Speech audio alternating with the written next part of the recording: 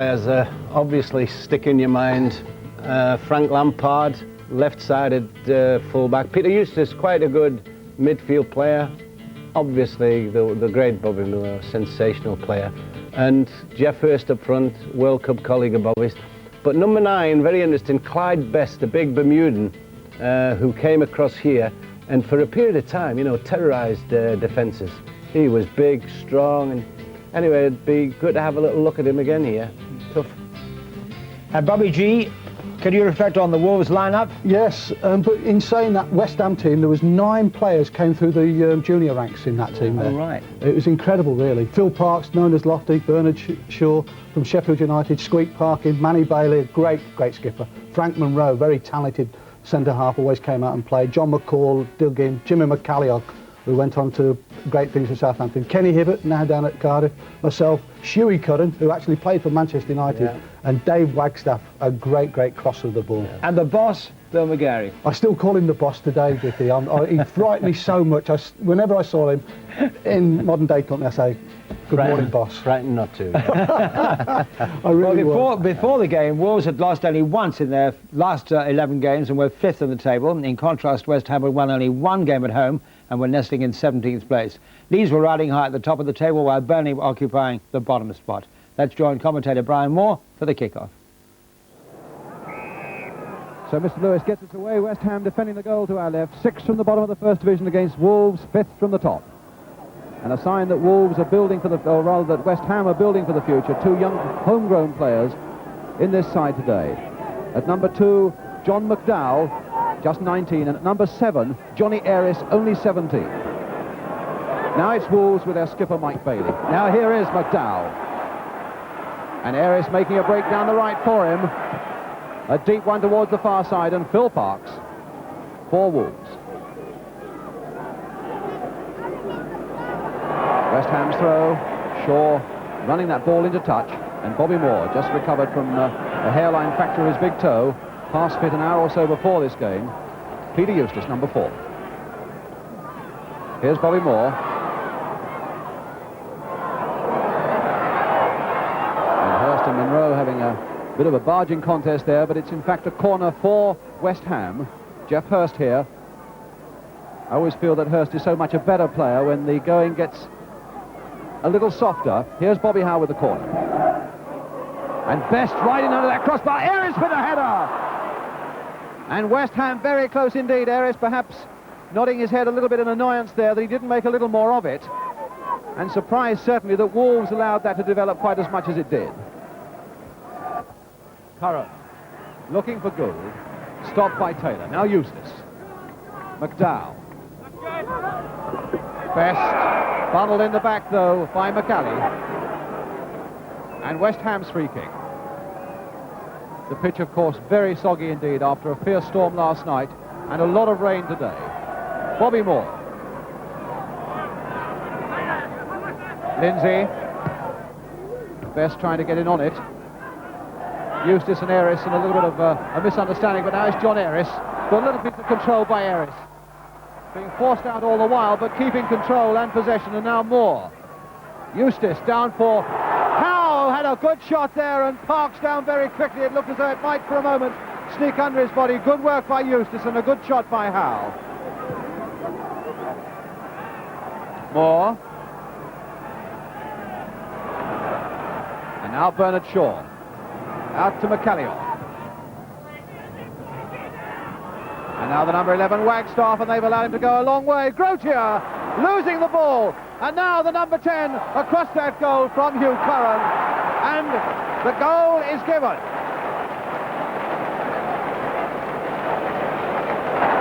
And it's McCallion then, the scorer for the Wolves. Well, Bobby, McCallion eventually getting the goal after a slip up by the goalkeeper. Well, he set it up from the other side. He changed the play and it came across to David Wagstaff, who's got a lovely left foot. And I think one of the best crosses of a ball from the dead ball line that I've ever seen. And as soon as he got to that dead ball line, I thought he's going to clip it back and the goal is in trouble. And that's what happened. Clever little player, though, McCallion, Bobby. Yeah, he scored a lot of goals. Lots of goals. And certainly referee Lewis didn't like the way that he was challenged. and I think might well be pursuing McCallie just to have a quiet word with him. And indeed he is. And it's going to be West Ham's free kick. And it's going to be young John McDowell, in of course for Billy Bonds, who is under suspension. And the referee with an arm aloft making clear that it's an indirect. And also wanting McCallie to get back the full 10 yards. Parks reaching and losing it! Oh, and they couldn't just push it home. Hurst and Best were close there at that post, and it needed just the simplest prod.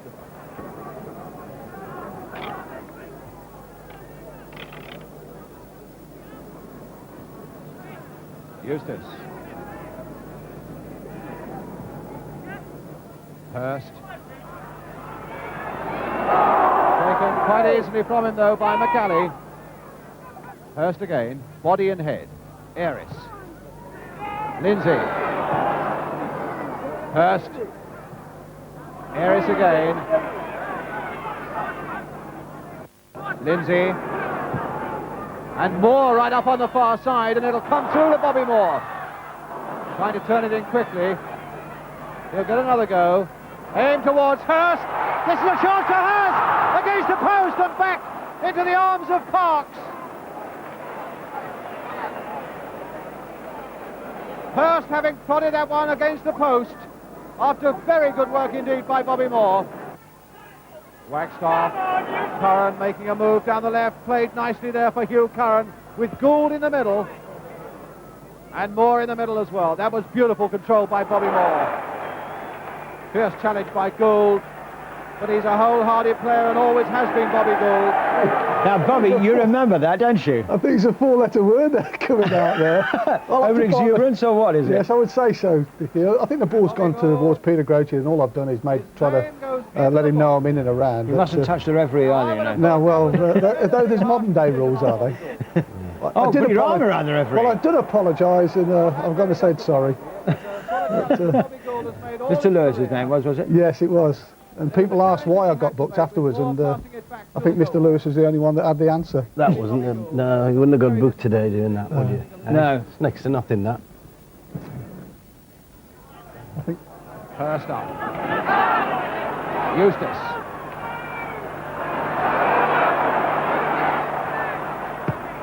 That's aim for Hurst to go in on. Gets ahead to it. Bobby Howe is there as well, but Howe really having no chance of getting a powerful header from that sort of angle. McCallie to Gould. Bailey stretching but failing to make contact. Wagstaff back to Parkin. Wagstaff and Taylor.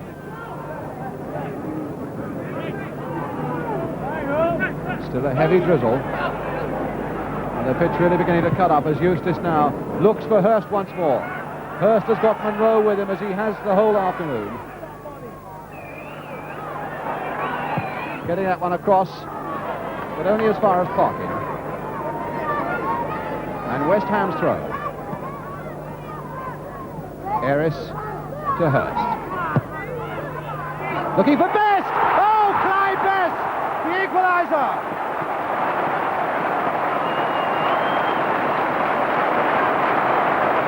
But you said he struck terror in the hearts of defence as He's a dangerous player, Clyde Best. He was so big and strong and tough. I mean, really, you'd have to criticise the defenders here. Look at them, there's not one of them near him. And he's got a free header. But nevertheless, he was an imposing character. And for a short period of time, you know, was as good a striker as you had in the country. But didn't play for very long. I think he had a bad injury, didn't he? Yeah, I think towards the latter part of his career, he had a weight problem as well, and he found it very, very difficult to train. Because I actually joined him at West Ham, and he was a lovely, lovely person. Yeah. And it's Wolves then defending the goal to our left who get us away, who incidentally were beaten here 3-0 in the last game of last season. Now Mike Bailey. We're looking at a much better proposition this afternoon. Curran. Played wide now for Wagstaff. Curran's in the middle, and so too is Gould, and so too was Lampard. Bailey once more. Hibbett. Flicked in first time. And Hibbett again. And McCalliog again, and Grotier.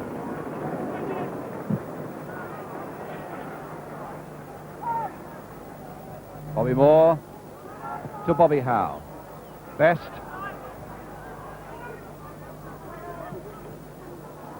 Moore again. I'm not sure that'll carry to Best.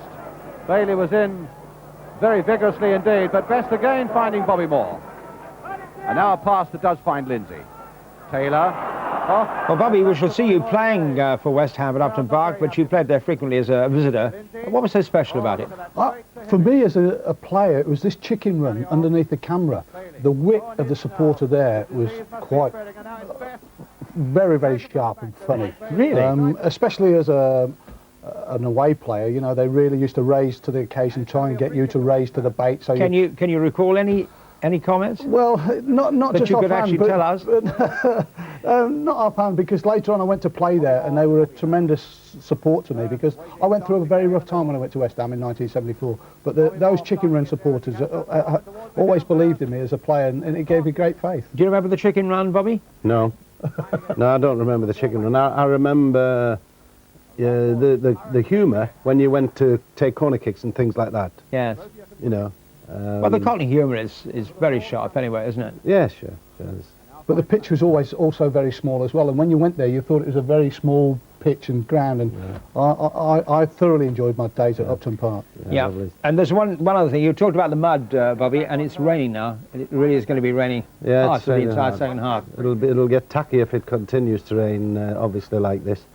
But I do believe it helps forwards. It's not so really good for defenders. We shall see. We'll see later on what happens, yeah. Short to Lindsay. And the shot blocked by Mike Bailey. Moore again. Hurst. And now Lindsay, will they get a shot this time? Just passed. If he could have played that a fraction to the right, it might well have gone in, because I don't think Parks would have got to it. He seemed to be stuck there in the mud, in the centre of his goal, Phil Parks.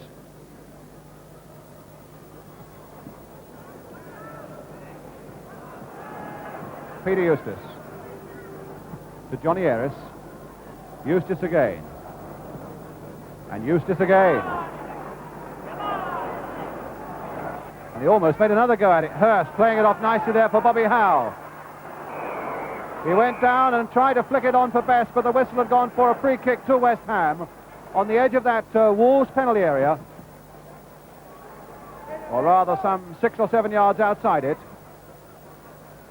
4 men in the Wolverhampton wall. Hibbett, Bailey, McCalliog and Gould.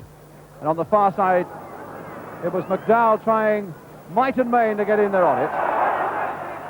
And the referee, in fact, had awarded a goal kick, and at least was big enough then to change his mind when he saw that the crowd, or heard that the crowd was howling, and noticed that the referee, the linesman Pat on the far side, was indicating a corner. Parks trying to capitalise on it by putting it down for a goal kick, but it is a corner to West Ham, and it's going to be young John McDowell with it. And Howe going in. Oh, against the post again.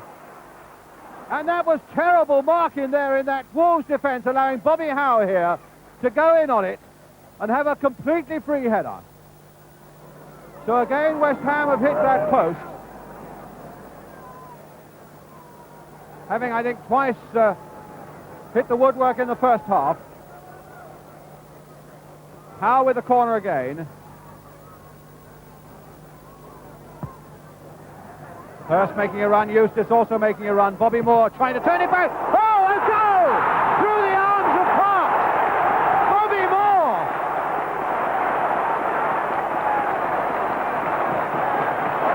Oh, he's angry. Well, I think Bobby Moore would have been surprised of the goal actually going through that time. Well, if you see his reactions there, it's a great shape for a volley of any youngster to watch out. Just look at the shape, you know.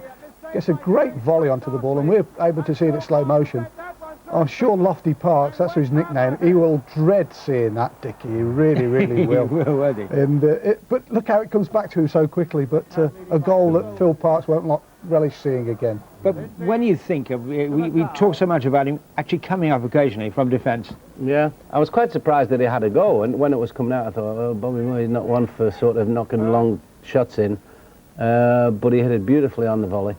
And of course it was like a bar of soap, wouldn't it, for the goalkeeper? He just... I mean, I would imagine that Parks now will be worried to death every time the ball comes near him. Bobby, I mean, you're a great admirer of Bobby Moore, weren't you? Oh yeah, I spent a lifetime trying to kick him as an opposition forward. You know, could never hassle him or put him under pressure. He was so in control. In control of it, every movement. It was incredible. I think you said he was one of the neatest players you ever saw. Tidiest players I've ever seen. He never seemed to be flustered, never got caught. Just look at his play was always tidy.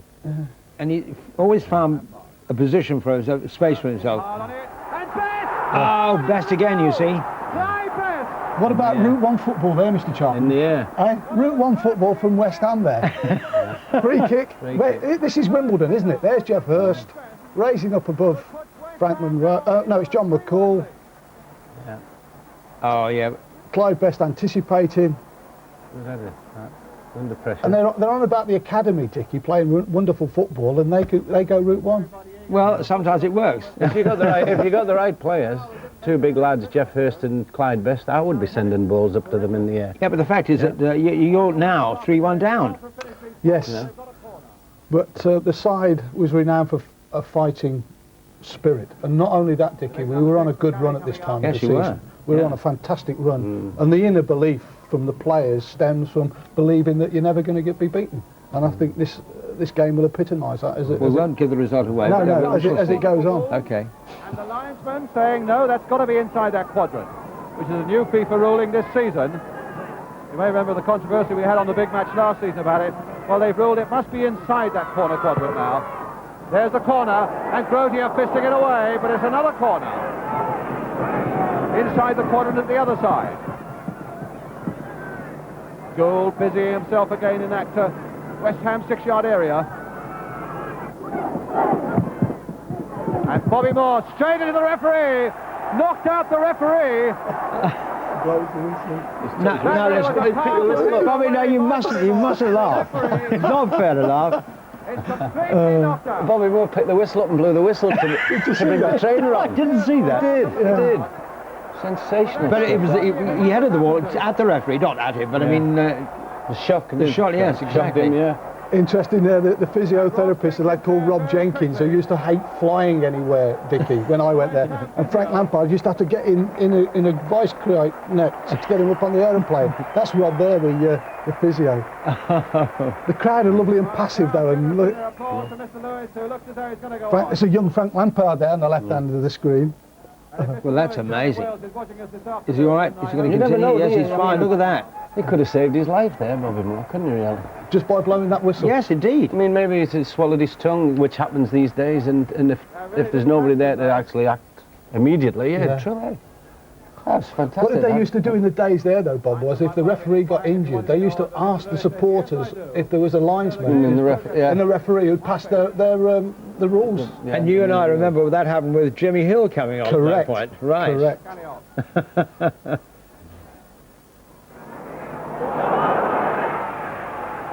And a run there by Wagstaff.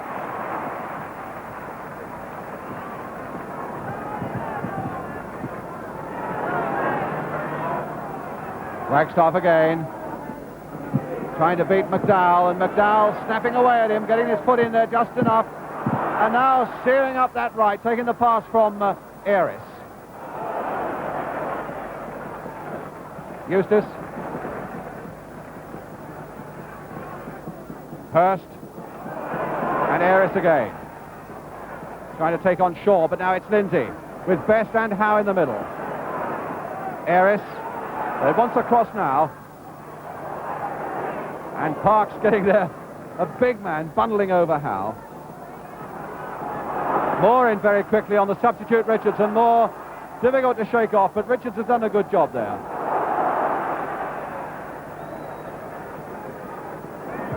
Well, Wolves now have something like 7 or 8 minutes to repair the damage of 3-1 down. Here's Bobby Gould to Richards. On for Parkin. And now Hibbett. And Bailey. And Gould. Will Bailey, will they by sledgehammer methods get in there? Now, oh, a fine goal by McCalliog. Oh, what a fine goal. Jim McCalliog second. So, Bobby, the fight back has started, yes? Yes, Dickie, but if you look at the gold shirts in there, there's actually 3, 4, 5, 6 in the box, and Jimmy McCalliog are coming up from late. And it's a great shot there, and I think Peter Grote is definitely unsighted there. But it's the amount of people we put in the box, Dickie, that has presented problems for West Ham at that period in the game. But he clearly wants more effort now from Wolves. Away goes Howe. Lindsay right up with him. Hurst on the far side, screaming for it. And Eustace. Wolves to bring it away. Eustace needing to get back quickly. McCallie.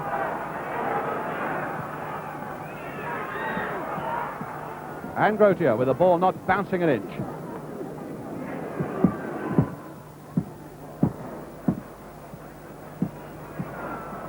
Bobby Gould, who a lot will depend on him in the last few minutes now if Wolves are to get this equaliser. Now it's Richards. Gould as active as ever, but it's Richards. Everything opening up for Richards. And City goes on. Oh, against the crossbar from Curran. With West Ham absolutely wide open, and that should have been the equaliser. A brilliant run by Richards, though.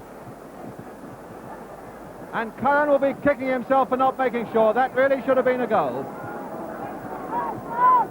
But of course, a lot of other London supporters will be hoping that West Ham can hang on, if only to diminish the threat that Wolves have on teams like Arsenal and Spurs. 5 minutes to go, and West Ham 3-2 ahead. Not a good kick by Grotier. Curran to Wagstaff. Wolves sensing that this match is by no means lost. Wagstaff turning it in again, and Eustace charged in the back by McCalliog.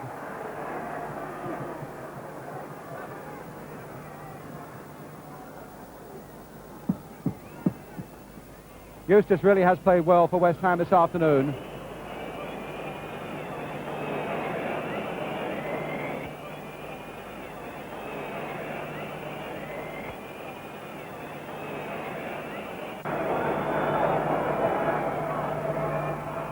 Anxious whistles from the West Ham crowd, but there's still some time to go yet as Pivot. A long one forward that looks for Curran, and a barge in the back surely on Curran by Lampard, giving Wolves the free kick. And Bobby Howe making sure it's taken from the right place, and the referee... In fact, it was Bobby Howe who did it and not Bobby Moore. He had a word with Bobby Moore, but here is the free kick for Wolves, taken by Bailey. A deep one to the far side. Oh, against the post, and Gould! He's put it in there for the equaliser. A tremendous comeback by Wolves, and 3-3. I feel a cliche coming on. Come at the moment, come at the man. It's that predatory instinct, isn't it? You know, anticipation. You happened to be there, did you, Bobby? Yeah, just happened to be there at the right time. These are the type of goals that any forward loves. He relishes those.